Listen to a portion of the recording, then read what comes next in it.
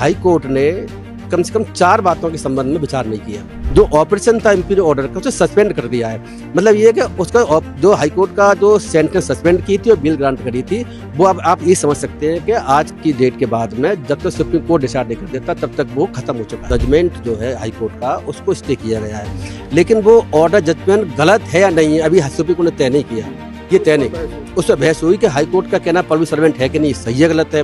High court ने जो bill grant करी है और सेंटेंस सस्पेंड की है, वो गलत है सही है, ये सुप्रीम कोर्ट को तय करना ही बाकी है। जब सत्ता का नशा और रसूख का गुमान कानून की आंखों में धूल झोंकने की कोशिश करे, तब सुप्रीम कोर्ट का एक हथौड़ा उस पूरे सिस्टम की नींद उड़ा देता है।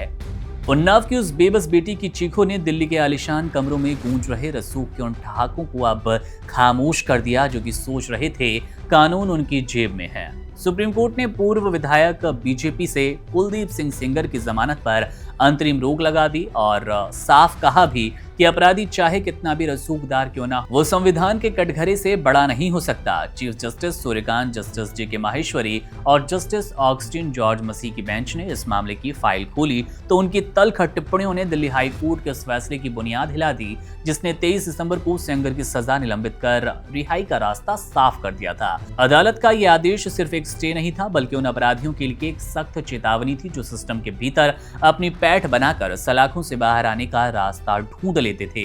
मामले पर चलिए वकीलों से समझते हैं क्या है कानूनी दांव पेच और अब कब तक जेल में रहेगा कुलदीप सेंगर। देखिए, ऐसा है कि दिल्ली हाईकोर्ट का जो जजमेंट था 23 दिसंबर का, जिसमें उन्होंने कुलदीप सेंगर एमएलए जो रेपिस्ट जिसको कन्विक्शन की गई थी, उसको जो सेंटेंस सस्पेंड की थी और बिल ग्रांट करी थी, उसके खिलाफ सीबीआई ने अपील फाइल की थी।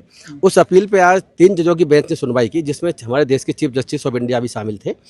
तो उस केस में ये था कि जो सरकार थी यानी सीबीआई थी, उसकी तरफ से ये दलील दी गई कि हाई कोर्ट ने कम से कम 4 बातों के संबंध में विचार नहीं किया। तो 4 बातें ये थी, एक तो पैरा नंबर 22 से 25 पैरा नंबर जजमेंट का है हाई कोर्ट के का, जिसको कोर्ट किया, उससे ये पता चलता है कि दिल्ली हाई कोर्ट ने पॉक्सो के प्रोविजंस का ही ध्यान रखा। आईपीसी के 375 376 जो सेक्शंस हैं जिसमें रेप के सेक्शन होते हैं, उनका ध्यान नहीं रखा। और ये बात उन्होंने अपने ऑर्डर में भी लिखी हुई है। ये लिखी हुई है कि हम जो सिर्फ इसको पॉक्सो के एंगल से कंसीडर करेंगे, बाकी और एंगल से कंसीडर नहीं करेंगे, जबकि 376 में भी सजा सुनाई गई थी। तो ये एक बहुत बड़ी मिस्टेक थी हाई कोर्ट की तरफ से। ये यहाँ के solicitor general of India Tushar Mehta साहब, इन्होंने ये अपनी बहस करी सीबीआई की तरफ से। तो ये बात बिल्कुल ठीक थी। ये हमने बाद में भी देखा ऑर्डर में ऐसी कमी नजर आती भी है। उसके अलावा उन्होंने ये भी कहा कि एमपी या एमएलए पब्लिक सर्वेंट है या नहीं, इस संबंध में उन्होंने कुछ तर्क पेश किए, जिसमें उन्होंने का कहना यह था कि हम इस सेक्शन 2 है पॉक्सो एक्ट का, 2 में एक लिखा हुआ है कि इस पॉक्सो एक्ट में परिभाषा कैसे, जो पब्लिक सर्वेंट है किसी परिभाषा कोई भी वर्ड है तो परिभाषा कैसे कहाँ से ली जाएगी। तो उन्होंने कहा कि ये जो परिभाषा है वो परिभाषा हमें सेक्शन 42 और भी ये पॉक्सो एक्ट का, दोनों को साथ देख करके पढ़ेंगे तो ऐसे पता चलता है कि इसकी परिभाषा को हमें जो पीसी एक्ट की परिभाषा है उसे अलग रखना पड़ेगा। और उनका मानना ये था कि इसमें जो पब्लिक सर्वेंट है एमपी एमएलए, उनको माना जाना चाहिए पॉक्सो एक्ट के लिए।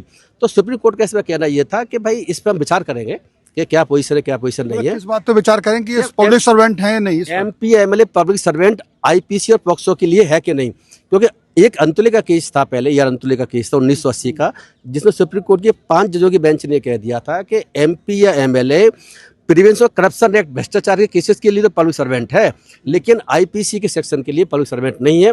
और आईपीसी की जो परिभाषा है पब्लिक सर्वेंट की, उसमें कहीं फॉल नहीं करता है। यही बात हाई कोर्ट ने कही है सुप्रीम कोर्ट की जजमेंट के बेसिस पर। तो सुप्रीम कोर्ट ने कहा कि हम इसे विचार करेंगे, लेकिन आज जो है अभी हमारे पास इतना समय नहीं है डिटेल में आर्गूमेंट सुनने का, और अभी रिप्लाई फाइल भी करना है दूसरी तरफ से, सेंगर की तरफ से। तो उन्होंने इसके लिए आगे जो है डेट लगाई है। और सेंटेंस को आज जो हाई कोर्ट ने सस्पेंड किया, तो उसको जो ऑपरेशन था इम्पीरियल ऑर्डर का, उसे सस्पेंड कर दिया है।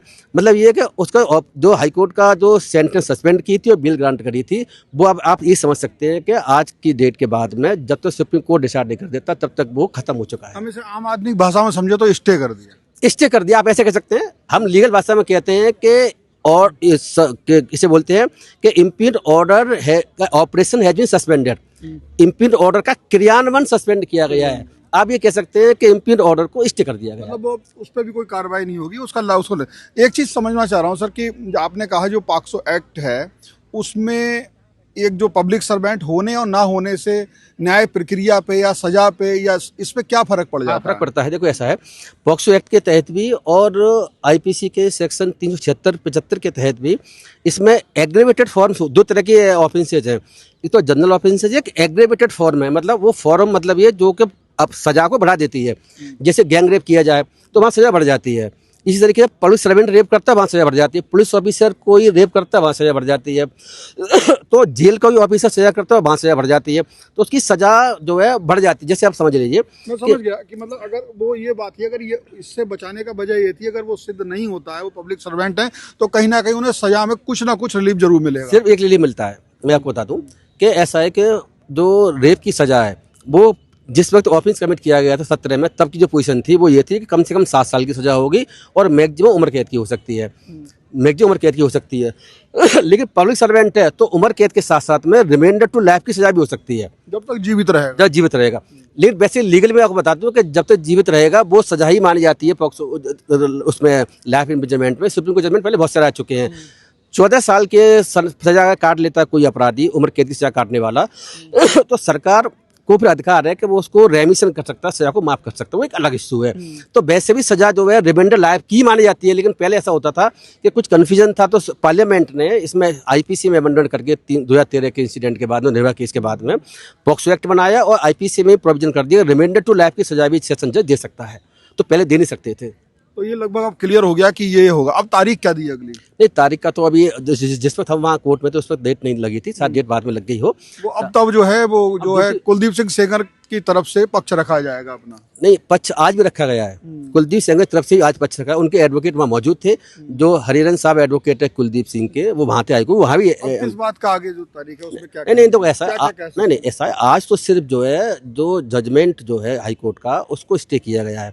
लेकिन वो ऑर्डर जजमेंट गलत है या नहीं है अभी सुप्रीम कोर्ट ने तय नहीं किया। ये तय नहीं, उस पर बहस हुई कि हाई कोर्ट का कहना पब्लिक सर्वेंट है कि नहीं, सही है गलत है। हाई कोर्ट ने जो बेल ग्रांट करी है और सेंटेंस सस्पेंड की है वो गलत है सही है, ये सुप्रीम कोर्ट को तय करना ही बाकी है। कानूनी जानकारों की माने तो सुप्रीम कोर्ट के इस कड़े रुख के बाद सेंगर की तत्काल रिहाई की उम्मीद पर पानी फिर गया। वकीलों का कहना है कि सुप्रीम कोर्ट ने दिल्ली हाई कोर्ट के आदेश के क्रियान्वयन पर रोक लगा दी, जिसका मतलब है कि सेंगर को फिलहाल सलाखों के पीछे रहना होगा।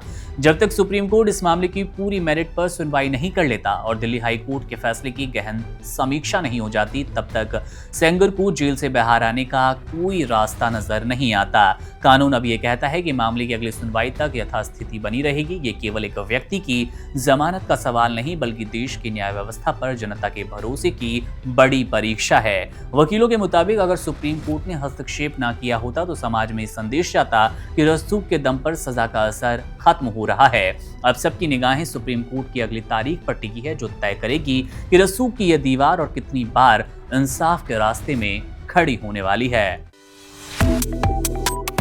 Subscribe to One India and never miss an update. Download the One India app now.